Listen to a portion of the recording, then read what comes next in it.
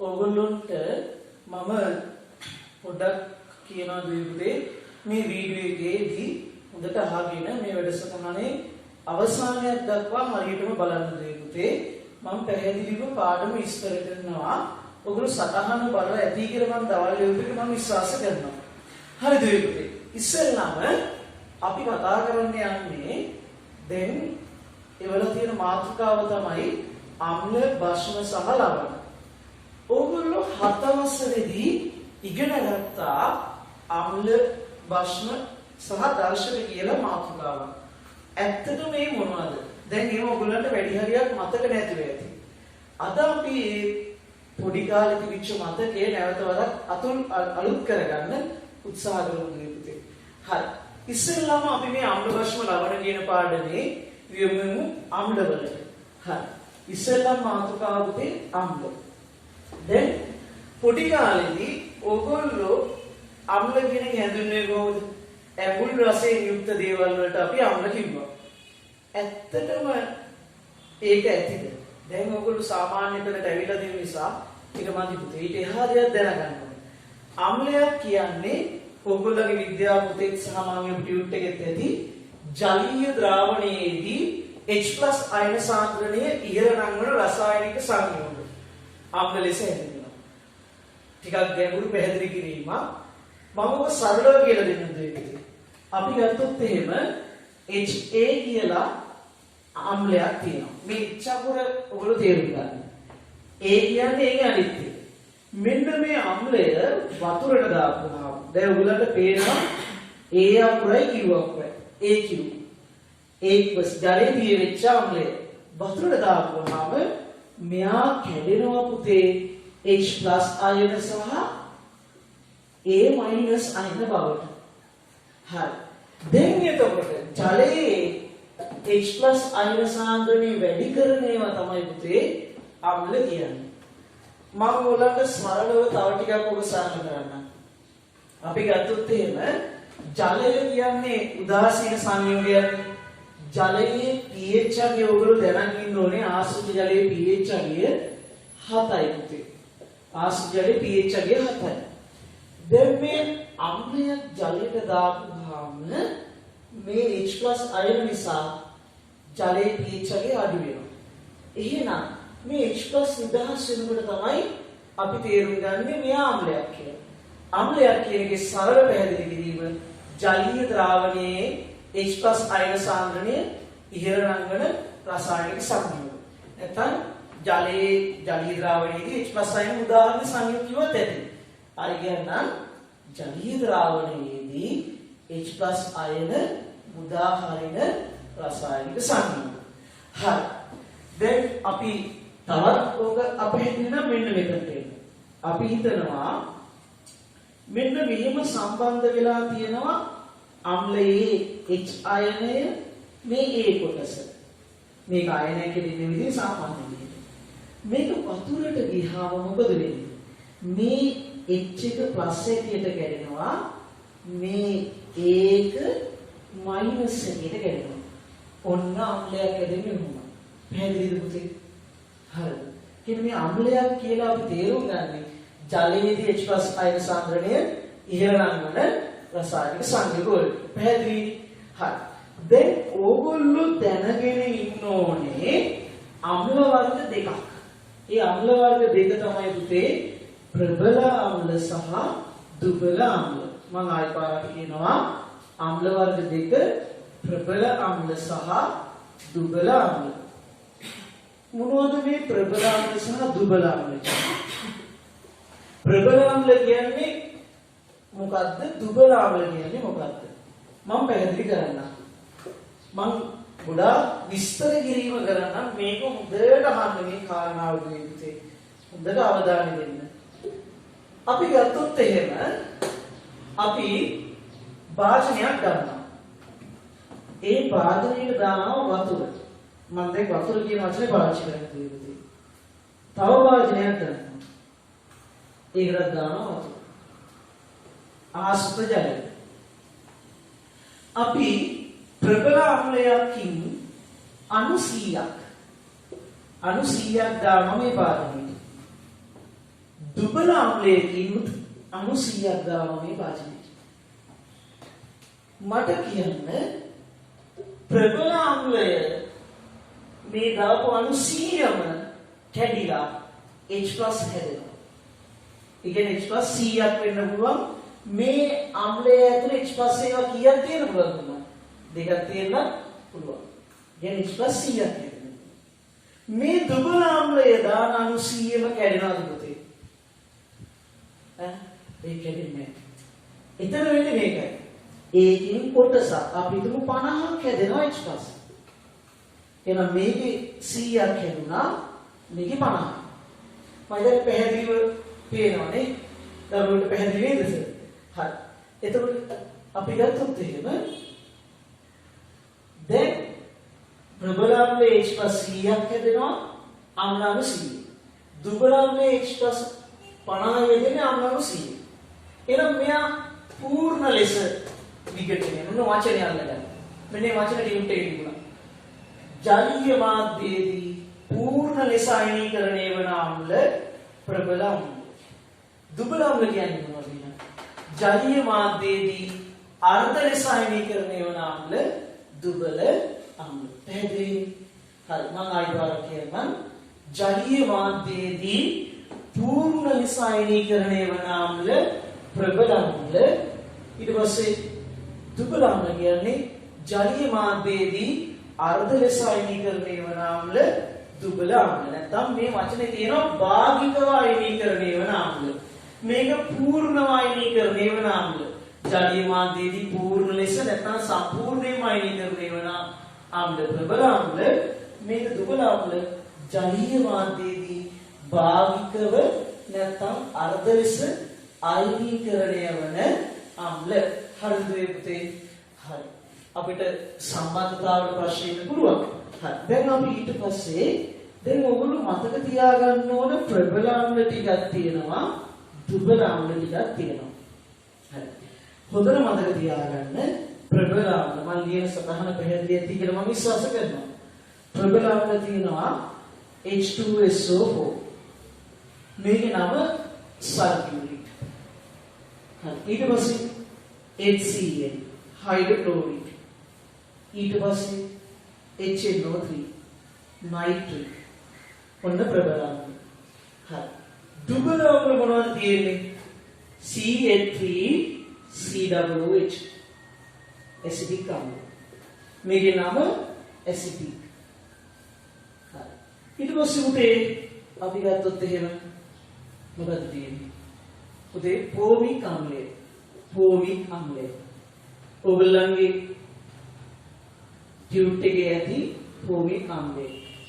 ඒක දැන් බලන්න බෑ. හරි. පෝමික් අම්ලය. ඊට පස්සේ ෆොස්ෆොරික් අම්ලය. ඒක 3PO4. තව ගොඩක් තියෙනවා. ෆොස්ෆොරික් අම්ලය, සිට්‍රික් අම්ලය, සිට්‍රික් අම්ලය. ඔයගේ ගොඩාක් ඒවා තියෙනවා. මම අවශ්‍ය සිලබස් එකේ වැඩිම ටච් වෙන්නේ ඇසිටික්, ෆොස්ෆොරික්, සිට්‍රික්. ඔය තුන. ඔය තුන තමයි පුතේ ගොඩක් දැනගන්න ඕනේ. හරි. දැන් ප්‍රබල අම්ල හරි දුබල අම්ල හරි. දැන් අපි ඊළඟට කතා කරන්න ඕනේ අම්ලයක ලක්ෂණ කියන මාතෘකාව. මම මුලින්ම දරුවන්ට පැහැදිලි කළා අම්ලයක් කියන්නේ මොකද්ද? ජලීය ද්‍රාවණයේදී අයනීකරණය වී නැත්නම් ජලීය ද්‍රාවණයේදී විඝටනය වී H+ ආයන සාන්ද්‍රණය ඉහළ නංවන රසායනික සංයෝගය. ඊට පස්සේ පුතේ අපි ගත්තොත් එහෙම ප්‍රබල අම්ලයක් කියන්නේ ජලීය ද්‍රාවණයේදී පූර්ණ ලෙස අයනීකරණය වෙන අය. දුබල අම්ලයක් කියන්නේ ජලීය ද්‍රාවණයේදී අර්ධ ලෙස අයනීකරණය වෙන අම්ල. හරි. මෙන්න ප්‍රබල අම්ල ටික, මෙන්න දුබල අම්ල ටික. පැහැදිලි? දැන් අපි යමු ඊළඟට කතා කරන්න අම්ලයක ලක්ෂණ. දැන් ඔයගොල්ලෝ පොඩි කාලේ අහලා තියෙනවා ඇසිඩ් ගහන ඒවා. ඇසිඩ් ගෙවුවා මොකද වෙන්නේ? ඇසිඩ් ගෙවුවා පිච්චෙනවා. එන අම්ලයක මූලිකම ලක්ෂණය තමයි පුෂ්ඨයක ගැටුනහම ඒක පිලිස්සෙනවා. ඊළඟට රෙදිවල ඒ වගේ දේවල් වල ගැටුනහම ඒවා පිලිස්සිලා යනවා. ඒක අම්ලයක ප්‍රධාන ලක්ෂණය. පුෂ්ඨයක ගැටුනහම පුෂ්ඨ පිලිස්සීමට ලක් වෙනවා. රෙදි වගේ දේවල් වල ගැටුනහම ඒවා පිලිස්සෙනවා. ටියුට් එකේ තියෙන ඔය ටික නැවත වරක් බලන්න. මම මේ කියන එක ඔළුවට දාගන්න. ගාන්න ඔළුවට දාගන්න. මේ කියන වචනේ භාෂා හරියට අහන්න. මේක අවශ්‍ය අවධානයෙන් අහගන්න. හරිද? අපි ගත්තොත් එහෙම අම්ලයක් අපි පෘෂ්ඨයකට දාපුවම මේක පිලිසෙනවා. අතට ගැටුණොත් පිලිසෙනවා. ඕගොල්ලන්ට මම පස්සේ වීඩියෝ එකක් දෙවන්නම් මේකත් එක්කම මේ අපේ වැඩත් එක්කම. අම්ලවල බෝතල් වල ගහලා තියෙනවා මේවා මේ harmful ඒ කියන්නේ අන්තරාදායකයි කියලා. අතට ගැටුණොත් පිච්චෙනවා. හරි. දැන් ඊළඟ ලක්ෂණය මොකක්ද? අම්ලයේ ඊළඟ ලක්ෂණය. අපි ගත්තොත් පුතේ අම්ලය ඕගොල්ලන්ට මම ප්‍රබල අම්ල තුනක් ඉගෙනුවා. සල්ෆියුරික්, හයිඩ්‍රොක්ලෝරික්, ඊට පස්සේ නයිට්‍රික්. අපි ගමු හයිඩ්‍රොක්ලෝරික් අම්ලය HCl. මේක ලියන්නේ අපි AQ කියලා. මේක අපි ප්‍රතික්‍රියා කරනවා භස්මයක් එක්ක. දැන් භස්ම ටික කියන්නේ නෑනේ සර්. දැන් භස්ම මොනවද? භස්ම જાති විතර. Sodium hydroxide, potassium hydroxide. මෙන්න භස්ම දෙක. හරිද? ඕකෙන් අපි ගන්නවා සෝඩියම් හයිඩ්‍රොක්සයිඩ්. මේ සෝඩියම් හයිඩ්‍රොක්සයිඩ් කියන භස්මය අපි ගත්තොත් පුතේ ඒක AQ. දැන් අපි මෙයා HCl එක්ක ප්‍රතික්‍රියා කළාම ඔගොල්ලෝ හොඳට බලන්න මට තව පේනක් නෑ මෙතන. මෙයාගේ බින්න මේ එකයි මෙයාගේ මේ උඩ අයනයයි එකට එකතු වෙලා. ඒ කියන්නේ මේකයි එකතු වෙලා සෝඩියම් ක්ලෝරයිඩ් හැදෙනවා. මම ඒක වෙනම ලියුවා. ඒ කියන්නේ මේ රතු පෑනින් දිගහන තියෙන මේ දෙන්න එකතු වෙලා සෝඩියම් ක්ලෝරයිඩ් හැදෙනවා. එතකොට සර් කොහොමද වෙන්නේ මේ විතර සංයුතිතාව? මේක එකයි මේක එකයි. හරි. එතකොට මේ සංයුතිතාවට එකට එක යනවා. මේක ලවණයන්නේ. මේක වතුර දිය වෙනවා. මේක ඒකයි. පැහැදිලි කරන්නේ. ඊට පස්සේ සර් මොකද වෙන්නේ? දැන් මම මේ උඩින් රතු පෑනෙත් අල්ල දානවා මේ දෙන්නට. මෙන්න මේ දෙන්න පුතේ සර් මෙන්න මේ දෙන්න එකතු වෙලා හැදෙනවා ජලාංග. අපි ගත්තොත් එහෙනම් මොකද වෙන්නේ? H2O අණුවක් හැදෙනවා. දැන් ඔයගොල්ලන්ට තේරෙන්න ඕනේ දැන් අතන H දෙකක් තියෙනවා. මේ පැත්තේ H දෙකක් තියෙනවා. හරි එකයි දෙකයි. මේකයි දෙකයි. හරි H එකයි මෙතන එකයි දෙකයි අන්න H2O තියෙනවා. හරි. O එකක් තියෙනවා. ඊට පස්සේ විතර සෝඩියම් එකයි ක්ලෝරින් එකයි සෝඩියම් ක්ලෝරයිඩ්. ඔන්න අම්ලයක් භස්මයක් එක්ක එකතු වෙලා ලවණයි ජලයයි හදනවා. පැහැදිලි පුතේ? හරි. මෙයාගේ Cl මේ සෝඩියම් එක යනවා. මෙයාගේ H මේ OH එක යනවා. ඊට මේ H+ කියන එක මෙතනින් එන්නේ. මෙතන පුතේ H+ මේ H+ මේ හාත් එක්ක සෙට් වෙන්නේ මෙයාගේ OH- එක සෙට් වෙලා ආවද දන්නේ? හිතන්න පොඩ්ඩක්. H දෙකයි O එකයි H2O හදන. පැහැදිලි කරන්දරේ. හරි. එහෙනම් මම ඊළඟට කිව්වේ මොකද්ද?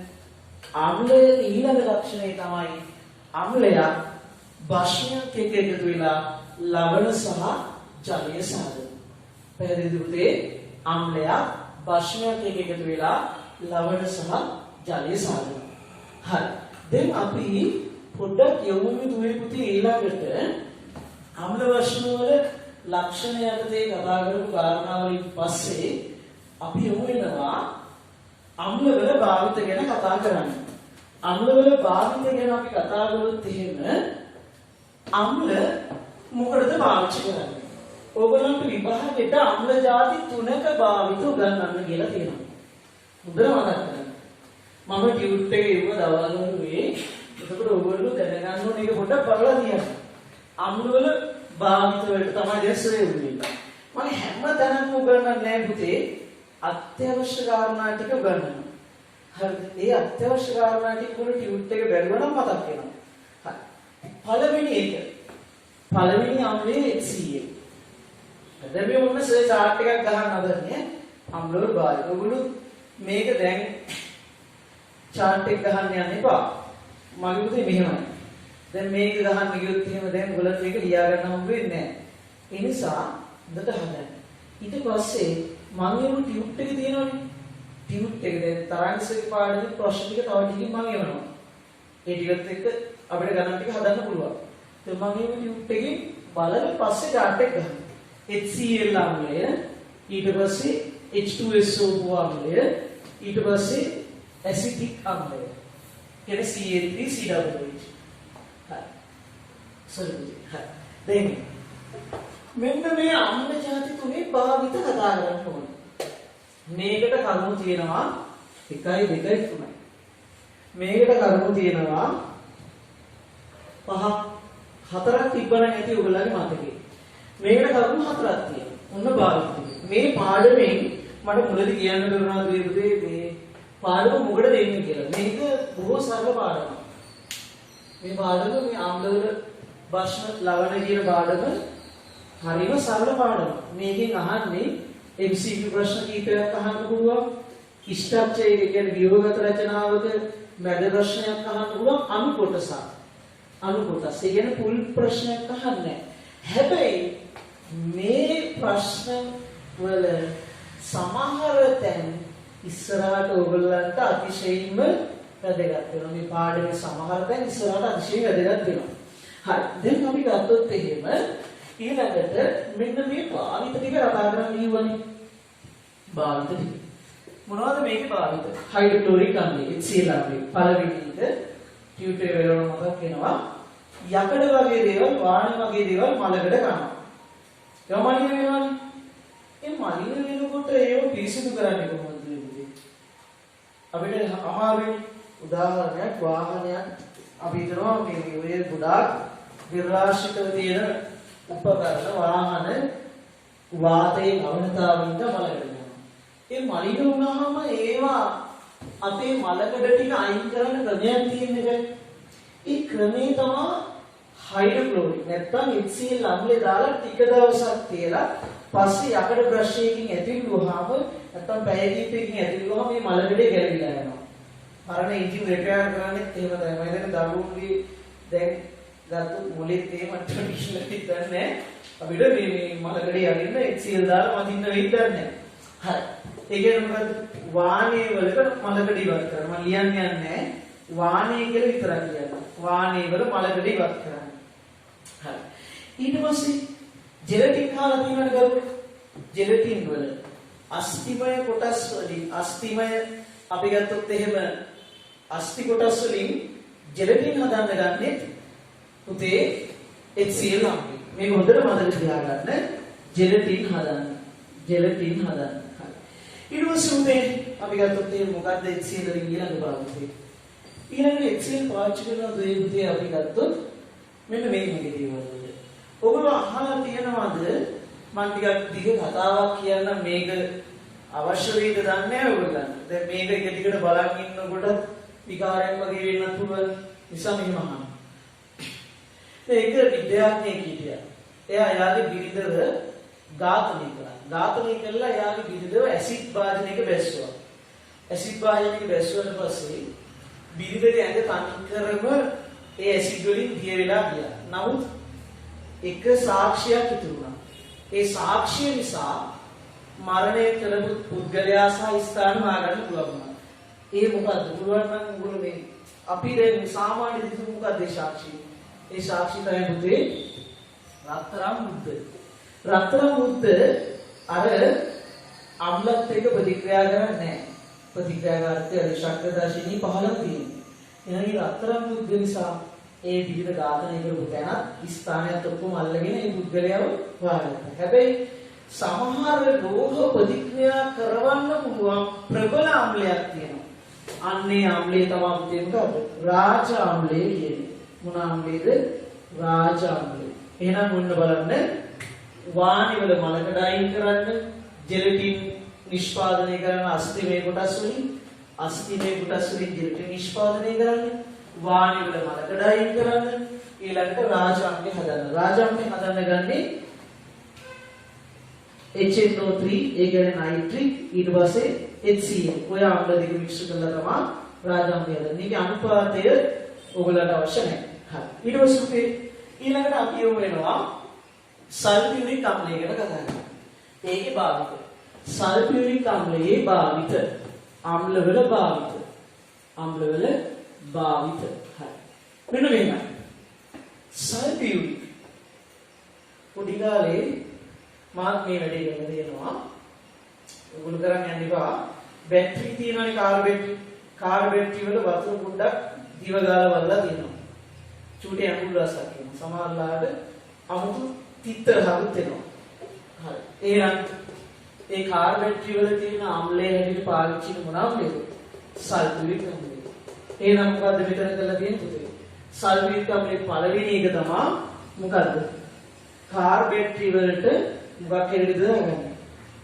ඉතින් රත වාහන බැටරි නැත්නම් කාර් බැටරි වල ආස්ප ජලය යොදලා තමුක සල්ෆියුරික් තමයි හදාගන්නේ. කාර් බැටරි වල තමුක සල්ෆියුරික්. හරි. ඊළඟට දුවේකේ. තව මොනවද මේක යොදාගන්නේ සල්ෆියුරික් ආම්ලය? සල්ෆියුරික් ආම්ලය යොදා ගන්නවා විජල කාරකයක් ලෙස. මොකද්ද සරේ?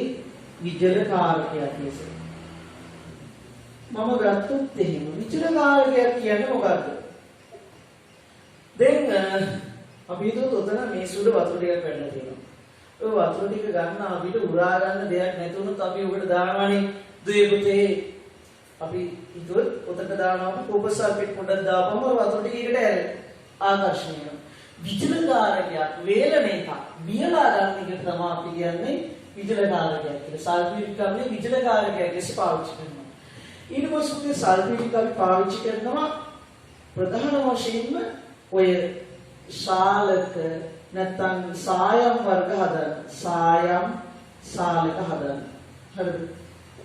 ශාලක හදන්න ගන්න.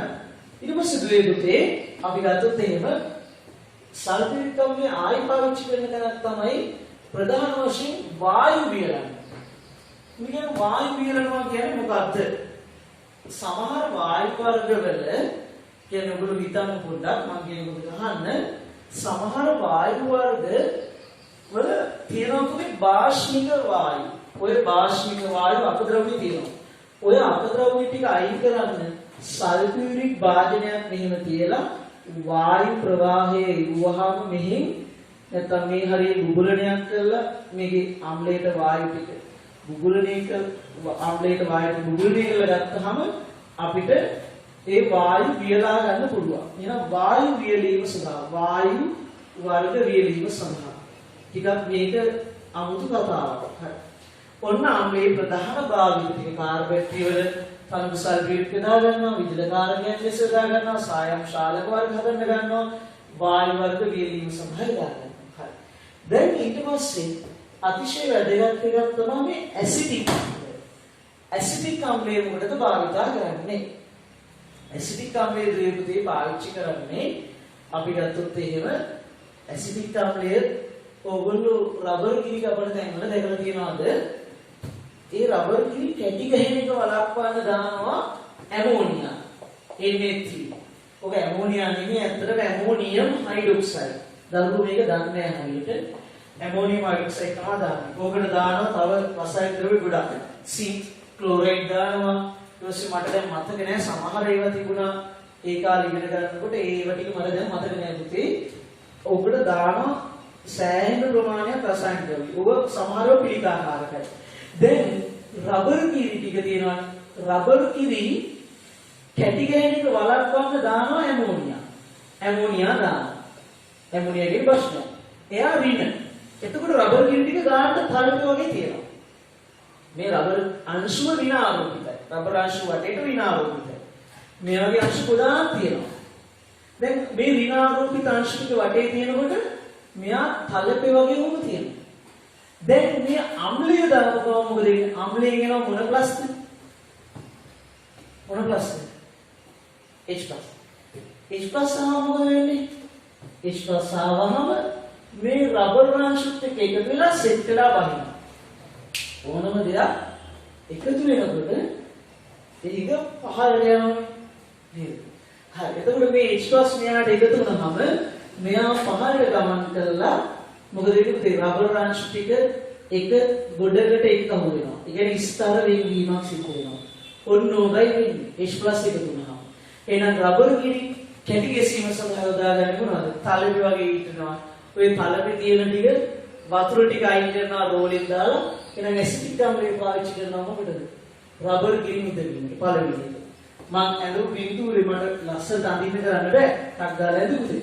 හරි. මේක දරුවට පේන්නේ නැති නේද පැහැදිලිද? හරිද? හරි. දැන් අපි යමු ඊළඟ කොටස. දැන් දුවේ පළවෙනි භාවිතයේ අපි ගත්තේ රබර් කිරි මිදවීම. රබර් කිරි මිදවීම. හරි. දැන් ඊට පස්සේ මොකද පාවිච්චි කරන්නේ? පරණ කාලේ ෆොටෝ ගහනකොට දැන් අපේ දැන් දරුවෝ නම් අපිට වඩා ගොඩාක් දුර ගිහිල්ලා නේ. අපිට සෑහෙන දුර ගිහිල්ලා නමුත් අපේ කාලේ ෆොටෝ ගහනකොට අර ෆිල්ම් රෝල දාලා මට ඒ කැමරාව මතක නැහැ. ෆිල්ම් රෝල දාලා කරකවල ටොප් ගාලා ගහනවා. ඒ ෆිල්ම් රෝලේ නෙගටිව් එකද මොකක් හරි එකක් මම දැන් මට මතක නැහැ. ෆිල්ම් රෝලේ ඒ ඡායාරූප පටල හදන්නත් දැන් ඉස්සර ඇසිටික් අම්ල. ඡායාරූප පටල. ඡායාරූප පටල සෑදීමට. පටල සෑදීමට ගන්නවා. හරි. දැන් ඊට පස්සේ තව භාවිතයක් මොකද්ද? දැන් ඔයගොල්ලෝ දන්නවද මේ ඇසිටික් නේ? ඕක හැදෙන්නේ කාගෙන්ද? මම ඊට කිව්වේ නෑ. මේක මහා දිග පාඩමක් පුතේ අවශ්‍ය ලස්සට විස්තර කරන්න කරුණ කියන්නේ මේ රටේ තියෙන ප්‍රශ්න ටික උගලන්න මේක මට එච්චර විස්තර කරගන්න හම්බෙන්න බොහොම කෙටියෙන් කියන්න මේ කාලෙත් එක්ක. දැන් අපි ගත්තොත් එහෙම දැන් මේ ඇසිටික් අම්ලය හැදෙන්නේ මධ්‍යසාරවල. මේ මධ්‍යසාරය තමයි දැන් මේ දවස්වල බොහොම අහම්බෙන් හොයාගන්න මධ්‍යසාරය. C2H5OH වලින් තමයි මේක හැදෙන්නේ. මේක හැදෙන්නේ විනාකිරි තමයි මේ විනාකිරි තමයි මේකට අපි කියන්නේ. විනාකිරි වල වැඩිම තියෙන්නේ කවුද? වැඩිම ඉන්නේ මෙන්න මෙයා. අරක්කු ටික මගේ වචන වලින් කිව්වොත් මධ්‍යසාර ටික ඇසිටික් අම්ලය වෙනවා. ඒ ඇසිටික් අම්ලය බවට කරන්න බැක්ටීරියා අංකද ගන්න. ඇසොටෝබැක්ටර් ඇසිඩ්. ඕක අපේ අම්මා ගෙදර වොන්නවා. පොල් වතුරෙන් ඇසිටික් අම්ලය හදා ගන්න. ඒ කියන්නේ මේ විනාකිරි. විනාකිරි හදාගෙන උතේ කෑම වලට දාලා ආහාර රසකාරකයකට පාවිච්චි කරනවා. ආහාර රසකාරකයකට පාවිච්චි කරනවා. එහෙනම් ඇසිඩික් අම්ලය උඩ දාගෙන ආහාර රසකාරකයක් ඇටියට. ආහාර රසකාරක. තව එකක් තියෙනවා. අන්තිමේ මේ භාවිත ටික ඕගොල්ලෝ මෙහෙම මතක හිටින්නේ නැත්තම් උදේ මේව කතාවක් වගේ අහන්න. හොඳට අහන්න මේක. අපි ගත්ත ආහාර රසකාරකයෙන් ඇසිඩික් අම්ලය පාවිච්චි කරනවා.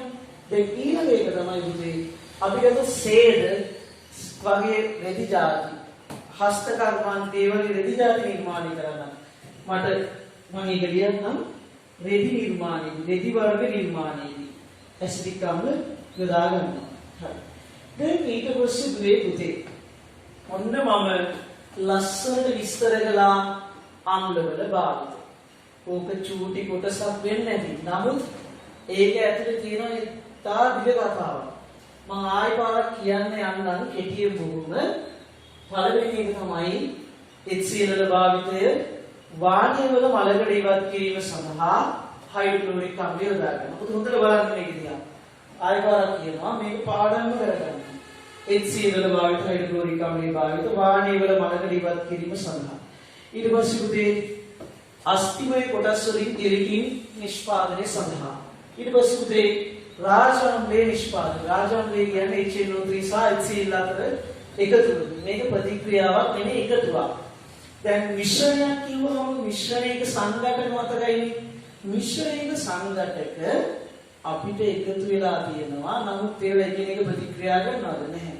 මේක වගේ තමයි මෙන්න මේක. හරි. ඊට පස්සේ පුතේ අපි ගත්තොත් එහෙම සල්ෆියුරික් අම්ලය භාවිත කාර් බැටරි වල අපි ගත්තොත් කාර් බැටරි වල දියරේකින් පාවිච්චි කරනවා තනක සල්ෆියුරික් විජලකාරකයක් එසේ කියන්නේ ජලය උරා ගන්න ජලාකර්ෂකයක් ලෙස සායම් වර්ග නිෂ්පාදනයට දා ගන්නවා වායු වර්ග දියලීම සඳහා දා ගන්නවා. ඊළඟට දුවේ පුතේ ඇසිඩික් අම්ලය. මේක තමයි ජනප්‍රියව ගෙදර තියෙන ප්‍රධාන අම්ලය විනාකිරි. හරි. එයා ආහාර රසකාරකයකට පාවිච්චි කරනවා, රබර් කිරි විදවන්න පාවිච්චි කරනවා, ඡායාරූප පටල හදද්දී පාවිච්චි කරනවා, රෙදි වර්ග නිර්මාණයේදී පාවිච්චි කරනවා. ඔන්න අම්ලවල කතාව. එතන දරුවන්ට අම්ල ගැන හොඳට තේරෙනවා. දැන් අපි යනවා ද්වීපුතේ කතා කරන්න. මේක මට ඉන්ටර්වල් දෙන්න, අරවා දෙන්න, මේවා දෙන්න වෙලාවක් නැහැ. එක දිගට ඇදගෙන යාමක් තමයි තියෙන්නේ. හරි. ඒක ඉවර කරන්නත් ඕනේ. හරි. එන්න ඊට පස්සේ අපි කතා කරනවා භස්ම ගැන. භස්ම කියන්නේ මොනවද? භස්ම ගැන අපි කතා කරන්නේ යම්කිසි. දැන් අම්ල ඇඹුල් රහයි නම් අම්ල මොන රහයිද? ඇඹුල් රහයි. කටේ ගන්න නේවා ඇඹුල් රහයි. ගැවුදු විචි. අම්ල ඇඹුල් රහයි භස්ම සෙවල ගතියින් යුක්තයි. සබන් ගන්න උදාහරණයකට සබන් ගත්තොත් ඉස්සර යනවා නේ. සබන් ඉස්සර. සෝඩියම් හයිඩ්‍රොක්සයිඩ් අතේ ගෑවුම දවස් ගානක් යනකම් මේක අත ලෙසනවා. සෝඩියම් හයිඩ්‍රොක්සයිඩ් ඕගොල්ලෝ බලන්න ආසයි නම් ගන්න ආසයි නම් හાર્ඩ්වෙයාර් වල තියෙනවා කොස්ටික් සෝඩා කියලා කියන්නේ. ඒ කියන්නේ කර්මාන්ත අවස්ථාවේදී. ඒ කියන්නේ ඉන්ඩස්ට්‍රියල් නේම් එක සෝඩියම් හයිඩ්‍රොක්සයිඩ් වල කොස්ටික් සෝඩා. කොස්ටික් සෝඩා ටිකක් ගෙදර ගෙනහලා වතුර දාලා බලන්න වතුර මහා රත් වීමක් වෙනවා. මේ ඇන්ටිබයෝටික් සිවුනාට පස්සේ උනන් දරුවා ගිහලා බලන්න මේ අර කබඩ් එකේ තියෙනවා. අපි යන්න දාලා බලන්න වතුර සැහැණක් වෙනවා. අධික තාපදායක ප්‍රතික්‍රියාවක් වෙනවා. හරි. ඊයේ කොස්ටික් සෝඩා වතුර දාපුවම සෙවල ගතියක් තියෙනවා. ඒ වතුර අතේ ගෑවුනා. හරි. භස්ම කියන්නේ දැන් කතා කරන්නේ භස්ම. අපි භස්ම ගත්තොත් පුතේ හොඳට අහන්න භස්ම. භස්ම කියන්නේ ජලීය ද්‍රවණයේදී OH අයන සාන්ද්‍රණය ඉහළ නංවන සංයෝගය. අයවර කියනවා භස්ම යටතේ ලියා ගන්න ඕනේ කියන්නේ ඒක මතක තියාගන්න ජලීය ද්‍රාවණය. ඒ කියන්නේ වතුරේදී OH අයන සාන්ද්‍රණය ඉහළ නංවන සංයෝගය. අපි ගමු මෙන්න. දැන් මම ගන්නවා XOH කියලා. සද්දේ එහෙනම් මේ XOH මේක දාපුවාම OH අයන සාන්ද්‍රණය ඉහළ යනවා. තේරුණාද? දැන් වැරදිවට හරි විග්‍රහණය නේද? XOH කියන එක වතුර දාපුවම OH අයන සාන්ද්‍රණය ඉහළ යනවා. එහෙනම් භස්ම කියන්නේ මොකද? ජලීය ද්‍රාවණයේදී OH අයන සාන්ද්‍රණය ඉහළ නංවන රසායනික සංයුග භස්ම කියලා අපි කියනවා. හරි. ඔබට පාඩම් කරගන්න. ඔතනින් පස්සේ අර අම්ල වගේම තමයි. අම්ල වගේම කතන්දරයක් තියෙනවා භස්ම ගැන. භස්ම. ප්‍රබල භස්ම කියලා එකක් තියෙනවා. අනිත් එක මොකද පුතේ? දුබල භස්ම කියලා එකක් තියෙනවා. ප්‍රබල භස්ම. ප්‍රබල භස්ම කියන්නේ දැන් අර කලින් කිව්වා වගේ කියන්න ඕනේ නැහැ මේ අනේ වතුරට 100ක් දාපුවම 100ම ගැලෙනවා. දුබල ඒවා 100ක් දාපුවම 50යි ගැලෙන්නේ කියලා. එහෙම කියන්න ඕනේ මතකයි. දැන් ප්‍රබල භස්ම කියන්නේ ජලීය ද්‍රාවණයේදී පූර්ණ ලෙස අයනීකරණය වන භස්ම.